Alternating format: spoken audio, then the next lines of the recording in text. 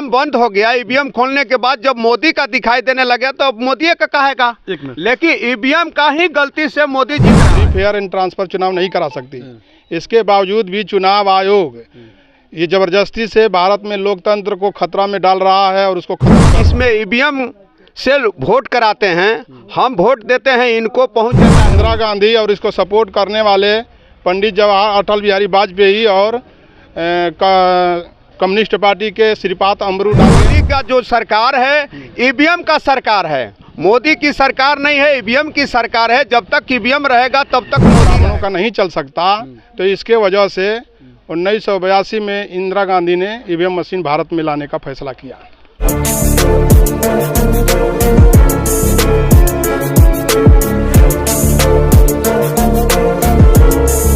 यहाँ पे रामा शंकर मूल निवासी जी हैं, उनसे भी थोड़ा बात करेंगे ईवीएम को लेकर के। सर जी, आपका ईवीएम पे क्या प्रतिक्रिया है?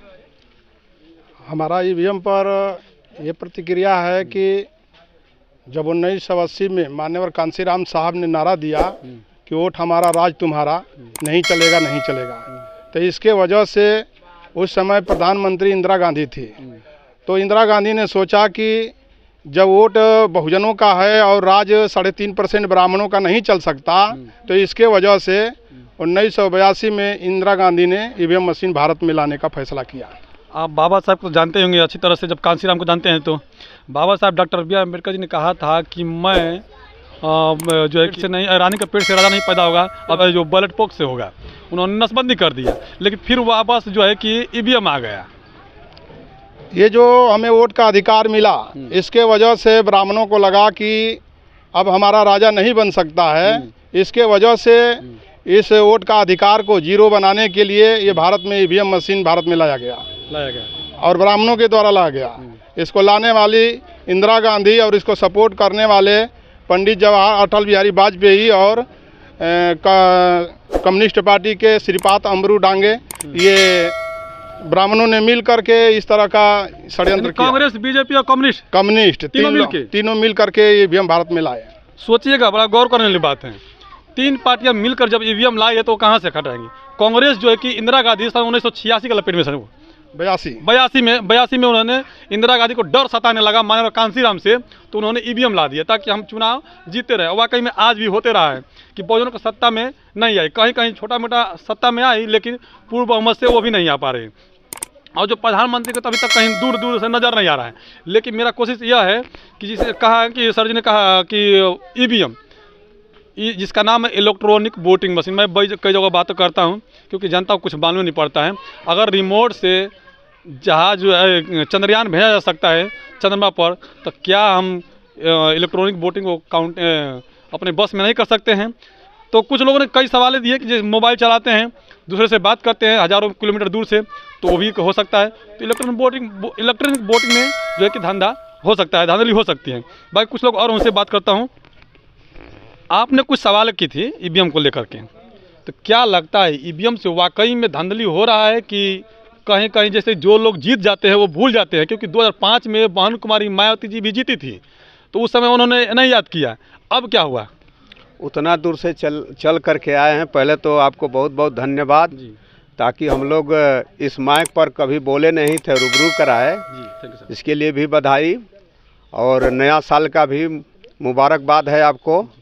देखिए, ईवीएम एक सिस्टम है, ऐसा चीज़ है, जब इस देश में ईवीएम का जब आविष्कार हुआ और पूरे विश्व की बात करते हैं, पूरा विश्व जो चाइना है, बड़े स्टेट है, अरे बड़े देश है, अमेरिका है, उन सभी देशों में ईवीएम से मान लीजिए कि वोट कभी नहीं हुआ, उतना बड़ा मुल्क है। लेकिन ये भारत देश ऐसा चीज़ है कि इसमें ईवीएम से वोट कराते हैं, हम वोट देते हैं, इनको पहुंच जाता है उनको। सवाल तो बनता है कि जो देश जो है ईवीएम बनाया, जिसने ईवीएम का आविष्कार किया, वह ईवीएम से चुनाव नहीं कराता है। अब भारत एक ऐसा इकलौता राज्य देश बनते जा रहा है जो ईवीएम से चुनाव कर रहा है। तकलीफ इसी बात को लोग है, जनता को इस बात को धीरे धीरे कानों तले भनक लग रही है। हाँ सर बोलिए। जब मोबाइल मान लीजिए कि हम उसको बनाते हैं हाँ। और मोबाइल का हर चीज़ माने पार्ट बिगड़ता है तो ये जा करके मिस्त्री बना देता है। तो उस पार्ट को इसमें से उसमें जब हो जाता है तो उसमें क्यों नहीं हो सकता है।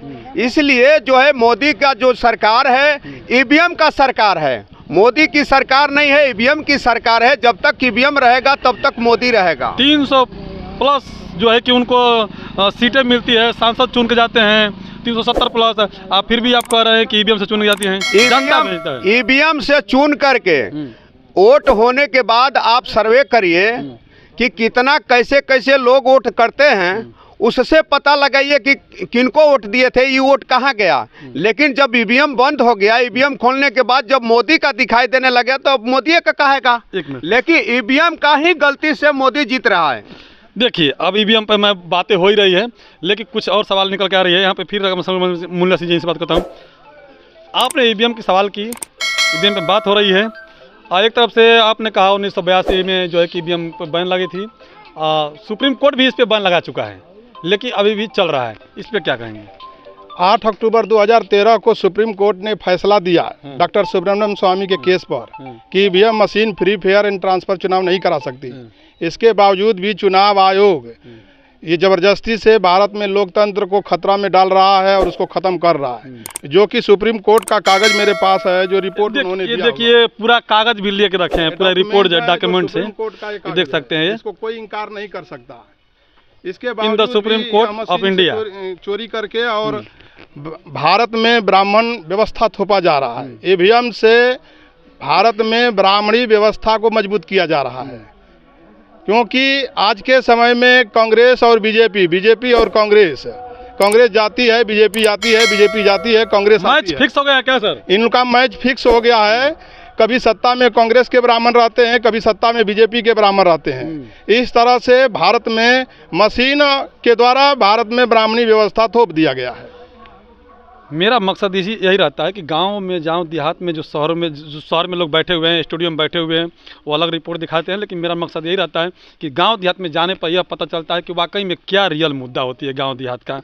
तो यहाँ पे लोग भड़के हुए हैं इस बात को लेकर के, ईवीएम को लेकर के। ईवीएम क्योंकि निष्पक्ष जो है कि चुनाव नहीं करा पा रहा है, वो पारदर्शी नहीं है।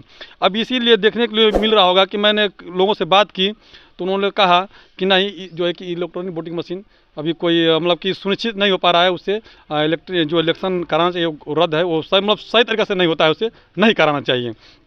एक दो बुजुर्ग व्यक्ति उनसे बात करता हूँ। तो इधर आइए बा, का नाम का है आपका? नाम का है बताइए ना, का नाम का है? का हो नाम ऊपर का हो बताए तो नहीं, हमके मालूम नहीं है। देखिए नाम क्या, आपका नाम क्या है? जयराम। जयराम जी, बताइए आप किसको प्रधानमंत्री का चेहरा देखना चाहते हैं? हम बदलना चाहते हैं। बदलना चाहते हैं? बदलना चाहते हैं मोदी जी से। देखिए मैं इसीलिए बोल रहा हूँ कि एक एक लोगों से पास जाएंगे तो मालूम पड़ेगा कि वाकई में जनता चाहती क्या है। बदलना चाहते हैं यानी मोदी जी से नाराज है, भले किसी और को भी चाहे, वो इनकी निजी मामला हो सकता है, लेकिन मेरा कोशिश यही रहता है कि मैं जब जाऊँ तो लोगों से पूछूँ तो यही बात हो रही है कि नहीं बदलना चाहते हैं। किसको देखना चाहते हैं ये भी बता दीजिए, लोगों को मालूम पड़ जाएगा। हम मायावती जी को चाहते हैं कि मायावती जी को बड़ी डरे पाँव दबे पाँव बोल रहे हैं कि मैं मायावती जी को देखना चाहता हूँ। सोचिए मतलब इतना सहमे क्यों है, डरे क्यों हैं? बोलिए साहब। दबे हुए हैं हम लोग, तो दबे हुए हैं इसीलिए? दबे हुए हैं, डरे हुए हैं, सहमे हुए हैं, इसीलिए बोल रहे हैं धीरे से नहीं मायावती जी को। बाकी आप लोग देखिएगा, मेरा कोशिश रहता है कि लोग हर एक रोज़ एक नई चेहरा दिखाऊं।